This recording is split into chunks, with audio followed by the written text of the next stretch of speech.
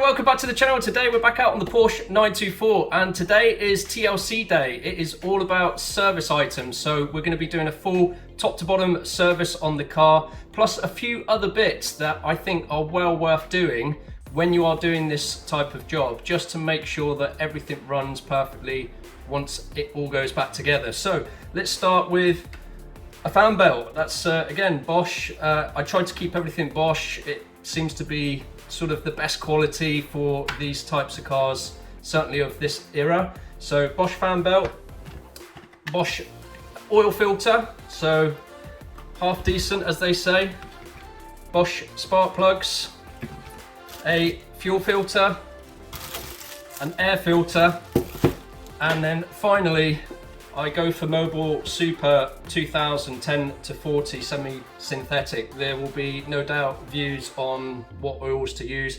This one seems to be a really good fit for the older type of engines and comes recommended. So that's the one I run, and it seems to do a good job. So those are the items, plus I'm going to do a clean up on the warm-up regulator, which can be one of those teething problems if you have challenges with starting, and sometimes those get clogged up. So I'm just going to remove that and give it a clean just to walk you through that. It's a good thing to do if you're doing all these service items at the same time. So let's get out to the car and start servicing.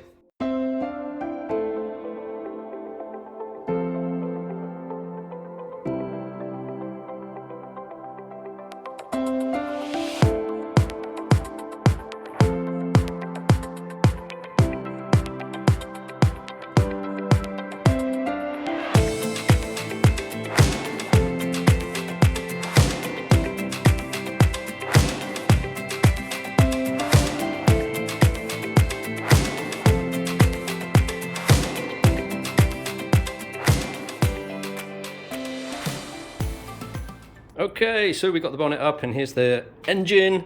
So spark plugs are here, as you can see. There's a slight sort of upward angle that you have to get to these with, so they can be a bit troublesome. And obviously you've got the strut tower just slightly in the way, so the middle two tend to be a little bit more difficult to get at than the far one and the front one. So 1 and 2, so 2 being at the back, 1 at the front.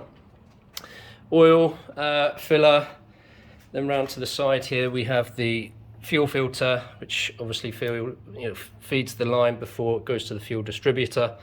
So we'll be changing that. The distributor cap and HT leads are all fairly new, so I don't need to worry about them, as is the coil pack. So on previous videos you would have seen me change those, so they're all good. If you were wondering why I might not be doing those. And then we have the cooling system, which I'm not going to touch because I've done the G48 on that again in previous video, which is about a year or so ago. So that's all good. Timing belt, which sits behind here, you would have seen the trials and tribulations of me going through that one. But again, that's brand new and done, I don't know, 500 miles or so, so nothing. But you can see the fan belt here, which is the one I'm going to be changing. So I'm going to show you a top tip of removing that rather than doing the whole alternator thing.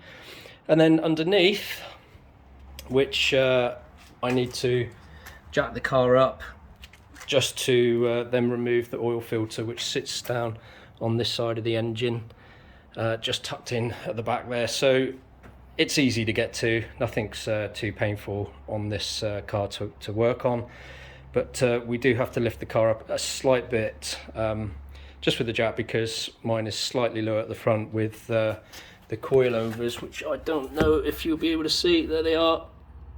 just zooming in, so that's my Gaz gold coilover set that I have on the front, also with the shocks at the back, as it's a torsion bar, so no coilovers at the back. But otherwise, that's it. We'll get on, and I think we'll start probably removing the spark plugs to start with.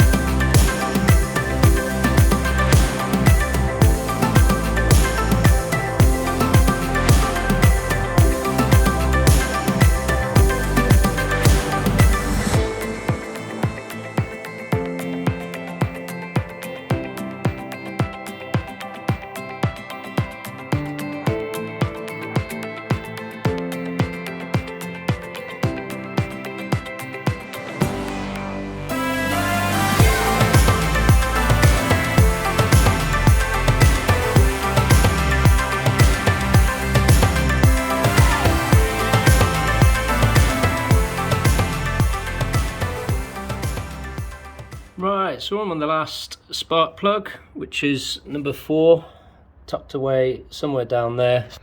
I know the light isn't good, but I just wanted to show you like for like. So I had NGKs in there before. These are the new Bosch ones that are going in. So you can see the tips and the size. These are the Bosch R6s. And you'll see that this end cap you have to unscrew and remove. So it's just the threaded part that ultimately goes in with the spark plug that the HT lead then clips into. So just a reminder to unscrew those, because if you don't, your HT leads won't fit. But there we go, that's the Bosch R6 replacements.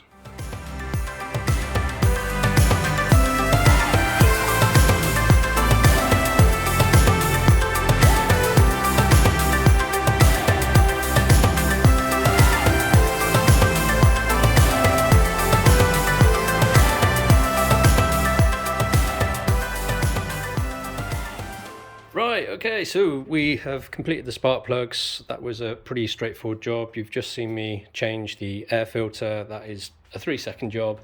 And now on to the fuel filter, which is here. So you've got basically a couple of bolts that sort of tie together both top and bottom, and a holding bracket here that you just have to release.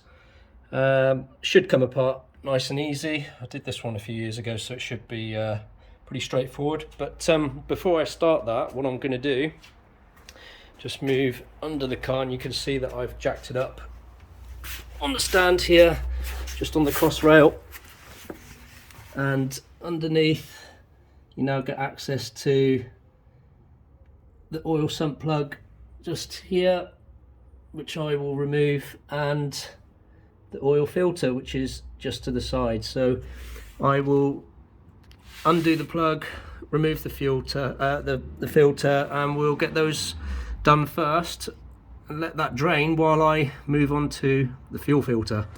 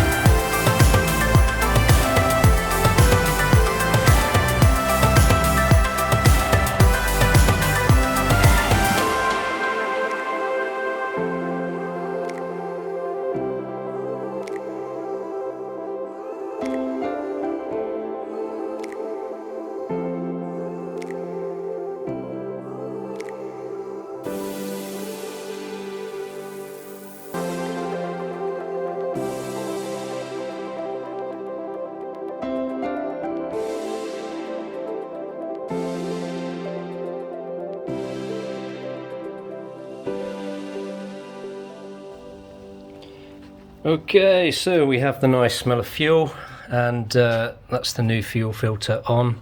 So you can see that I've put a new copper washer there, just got to tighten that end up, and copper washer here, and this part of the pipe just twists, so I'll lubricate that up a little bit just to make sure it stays twisting freely as it should. And that is the fuel filter fitted. So that's the old one there.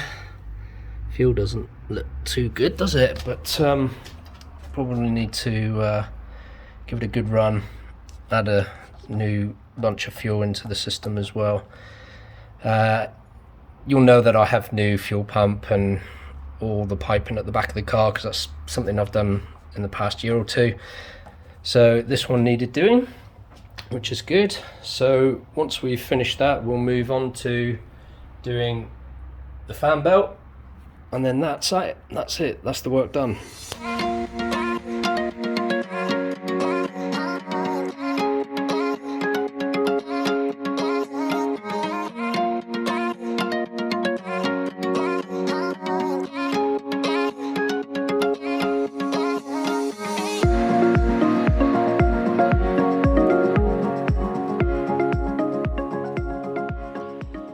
Okay, so now onto the Bosch fan belt, and that is that one there. So basically what I'm going to do is just undo 1, 2, 3 bolts. That will get the pulley from the water pump off. We'll release the belt, take it off, swap it over, put the pulley back on, and then we'll just turn the engine with a bolt at the bottom pulley there. I'm not sure if it's going to, not very good light.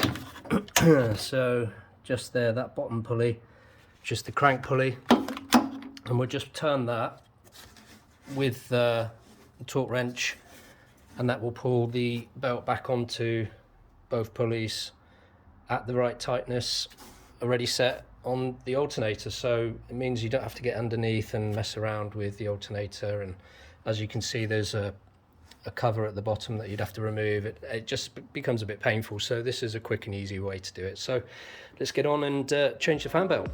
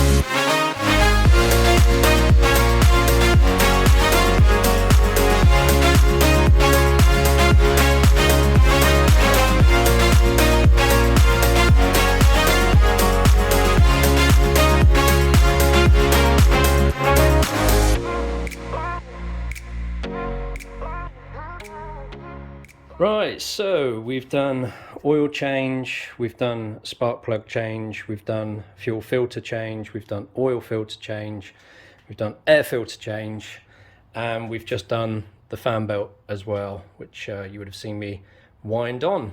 So that is all done now. That's everything I needed to do today.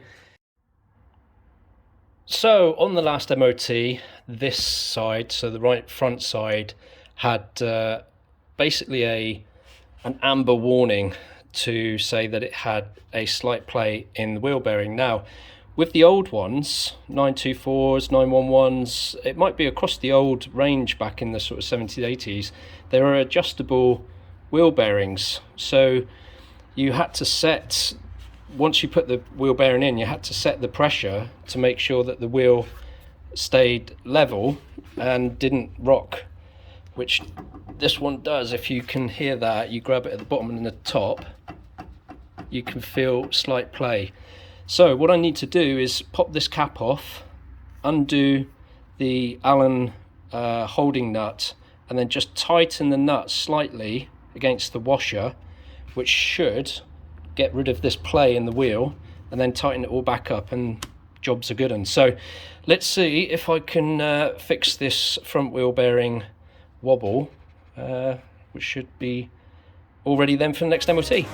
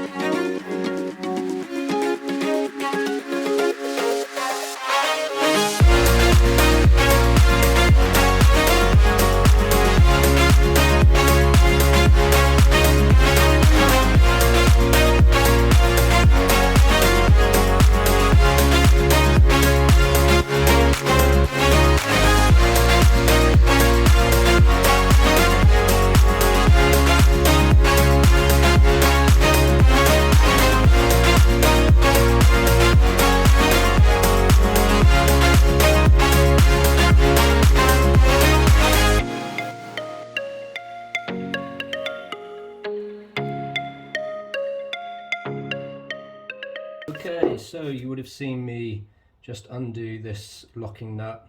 It's an Allen head just here. It's a 6mm Allen head, so once you undo that you can just knock the nut around slightly just to tighten it up against the hub, and that's ultimately what you need to do. You just got to find the right tightness. So I probably moved it, I want to say maybe 5-10 degrees, and now when I shake it from side to side or up and down, there's no play in that wheel bearing at all. So that is now solid and it spins nice and freely. As you can hear, the discs are still grinded, so because it hasn't driven for a while. But now that means no issues. So what we'll do is we'll take the wheel off, we'll put a bit more grease in, put the cap back on, tighten it all down, and that's it, job done.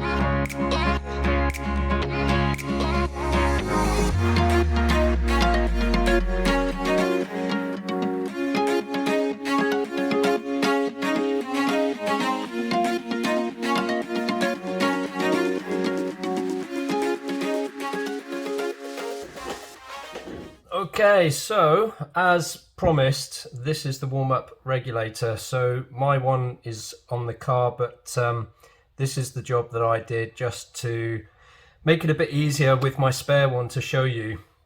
So ultimately you take this off, you've got your two inlet and outlet connectors there for your fuel system, which comes in, and the idea is that when you remove this, you remove these banjo bolts, and the first one being the inlet, you will see there is a gauze. I'm hoping you can see inside there.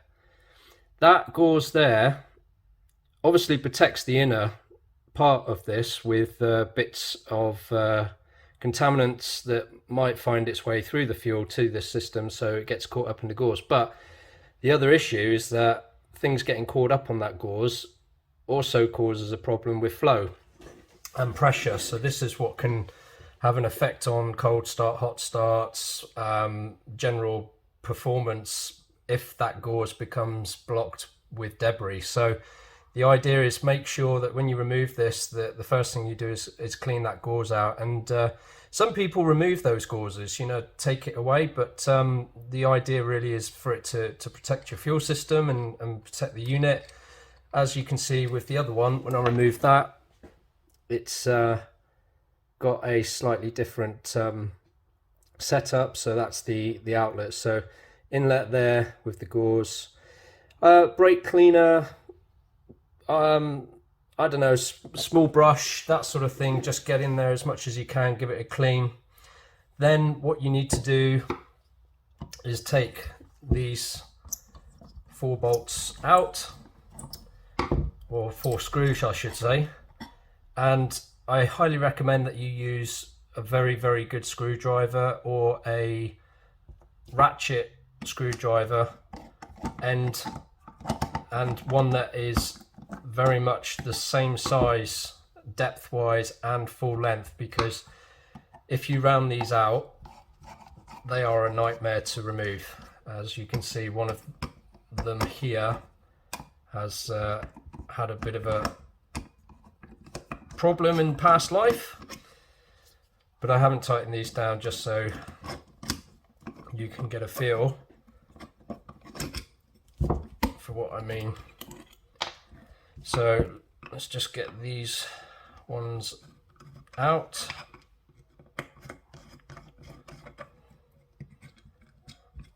And then they should all come out nice and simply. And we can have a look inside the unit.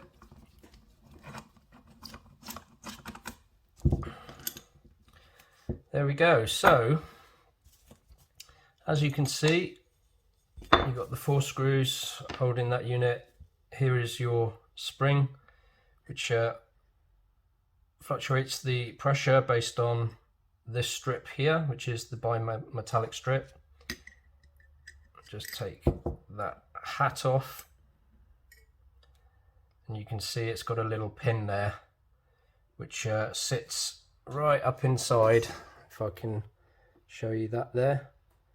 And there's a little holder for that pin to sit into, and that all basically goes up and down based on this bimetallic strip. And if you start to take this apart here, obviously this is the ceramic coating for the electrical part of the unit, and then under these 4 screws here there will be a diaphragm which you can replace with a kit. The kit comes with obviously a new seal here, rubber seal.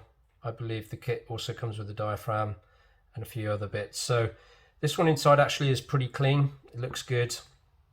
So not needing to remove all this, but it just gives you a sense of what you might have to do if you want to rebuild your warm-up regulator and the component pieces within it.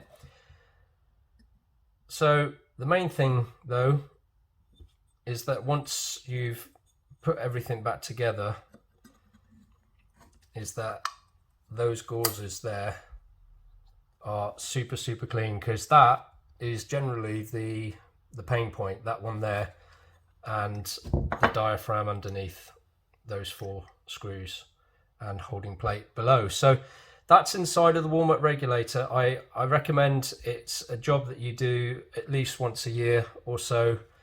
Just remove it. You don't need to really remove all this. It's mainly to get access to the gauze here, give it a good clean out.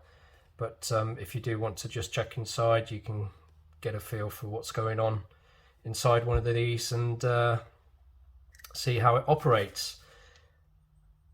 As you can see, there's a holder that fits in to that spring, and then everything clips together nicely. So that is the warm-up regulator.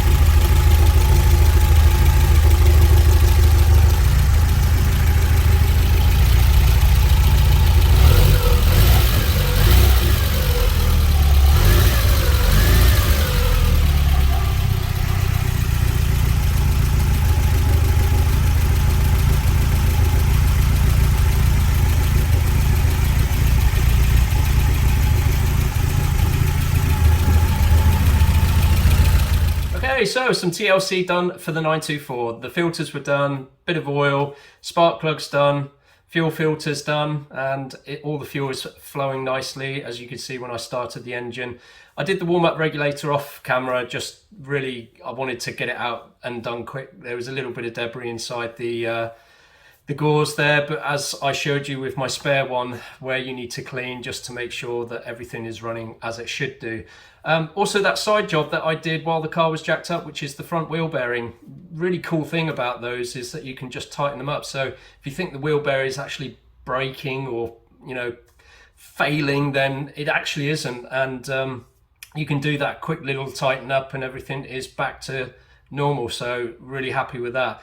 The next job for me now is to get onto the back brake. I have a bit of fluctuation in the back rear brake, so I need to probably just take it off, get that castle nut off. I'll show you a quick trick on that one, and do a bit of a cleanup. And then the other big job I have to do is actually a bit of welding, which is the seat mounts for the front seats. They are actually a common failure point, and over sort of 30 odd years, seats being removed and so on basically makes the captive nut fail, which is underneath the actual plate of the floor paneling. So you actually have to cut it out and re-weld the bolt itself, or the captive nut, and then weld the plate back in again. So it's a bit of a nightmare job.